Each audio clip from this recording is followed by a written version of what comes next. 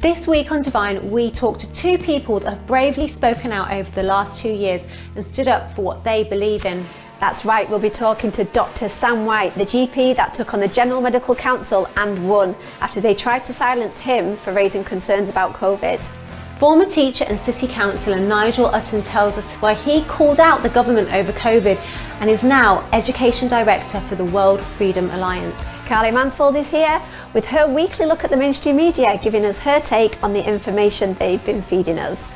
And Daniela Lawler is here, as always, with her empowering health and lifestyle advice.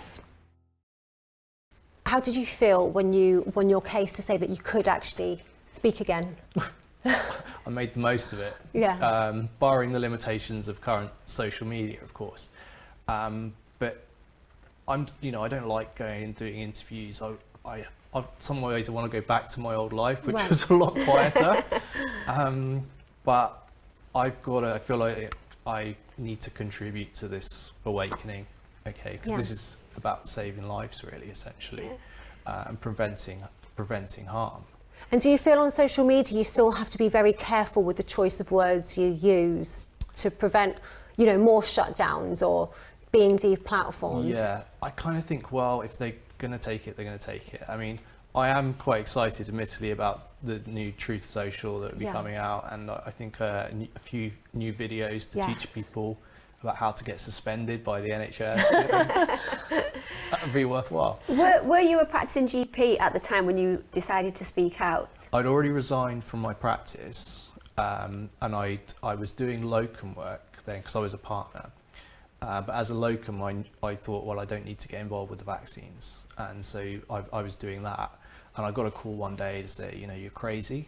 I was going to say, what's the response been from your fellow? Yeah, it's straight out of the communist playbook, really. So it's not about challenging any evidence I could present. Because I had Mike Eden, Dr. McCullough, Department of Defense data in the US, which is very accurate. The ball is in my court in terms of evidence, but they don't want to hear it. No. They just want to say, you're crazy, okay? And the NHS, okay, the day I was in the High Court with the General Medical Council, the NHS had a secret meeting to decide how could they best get me to a doctor. A doctor? We were all in the court. We were all in the High Court. Myself, my lawyers, they had a meeting. I got the minutes afterwards. Yeah, get him to a doctor. A psychiatrist doctor? Yeah. Well, so they wanted to try and pretend you were insane? That's what they, yeah. Is there any point, Nigel, that you've actually sat back and thought, I wish I'd just kept my mouth shut? Absolutely not, actually. It was interesting because the first time I opened my big mouth, I was actually at school. I was at a comprehensive school, and Sir Keith Josephs was the education secretary at the time. Now, I was just a little oik in a comprehensive school, and he was bringing in a policy at the time where they were going to take out selected children from comprehensive schools and send them off to public schools because apparently they were going to be educated so much better there. And so my first big speech was there back at school, and absolutely ridiculing his policy, to massive applause from all the teachers and young people. And I think that was the first time I really stood up and realised that by standing up and saying what you believe to be true in all conscience. I mean, if I get things wrong, I apologise. In that case, I don't think I was wrong, and I certainly don't think I'm wrong in this case either. And the alternative, what is the alternative? To stick your head in the sand and do nothing? Right, that for me is just unforgivable.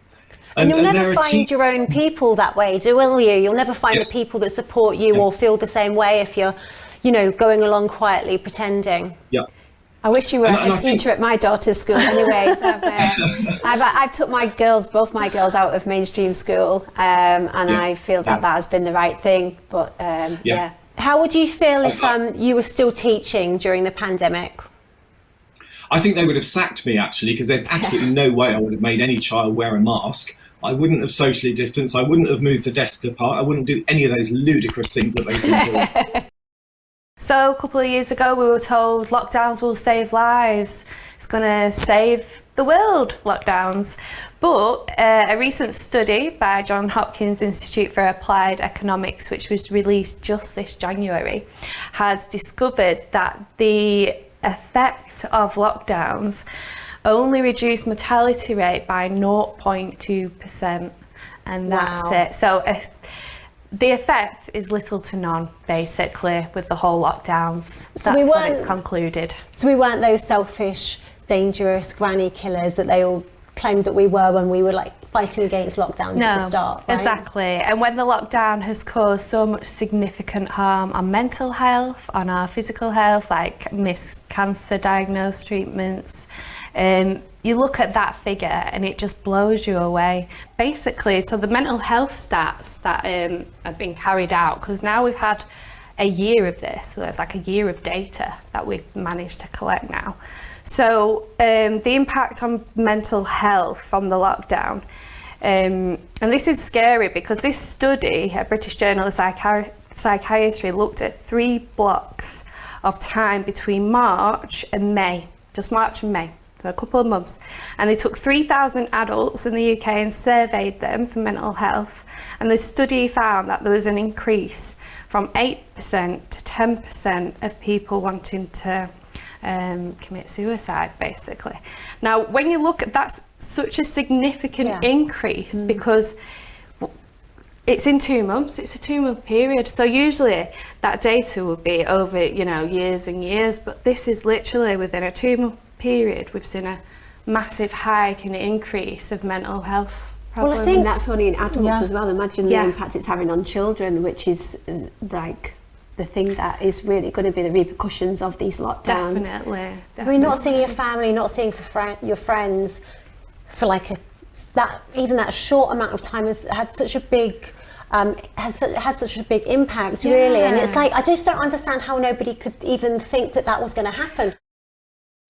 Now, I love juicing. It's nutrients without the hindrance of fibre. Now, fibre can be quite problematic for individuals if they have issues going on with their digestive system. Now, they may find it hard to break down the fibre, and you may get certain symptoms like bloating or pain after eating vegetables. So taking this fibre away when making juices leaves all these nutrients available so they can be easily absorbed. Now, individuals get these issues when they have fibre, generally because they have a lack of beneficial bacteria in the gut, or they have an overgrowth of inhospitable bacteria that is often referred to as SIBO. Juicing is also really great for cancer patients. In fact, there's a therapy that's used for them called the Gerson therapy, and that uses 9 to 13 glasses of fresh, cold-pressed juice daily.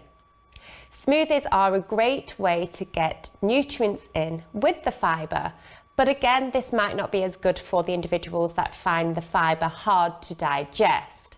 Now, smoothies are really easy to make because you can bang all the ingredients into your blender and they can act like a meal replacement. The big issue with juicing is the lack of fibre. And the big issue with both juicing and smoothies is the amount of fruit individuals are using. Yes, in smoothies you may have the fibre there, but because you're blending it up, you're releasing all the sugar. So this is when you will be starting to ride what I call the blood sugar roller coaster. Now, I speak about this probably every single week in these episodes because it's a really common problem with dietary habits today. The blood sugar roller coaster is when you get a big surge of glucose hitting the bloodstream, and this is when you will ride this wave. So you'll have a big surge followed by a big dip.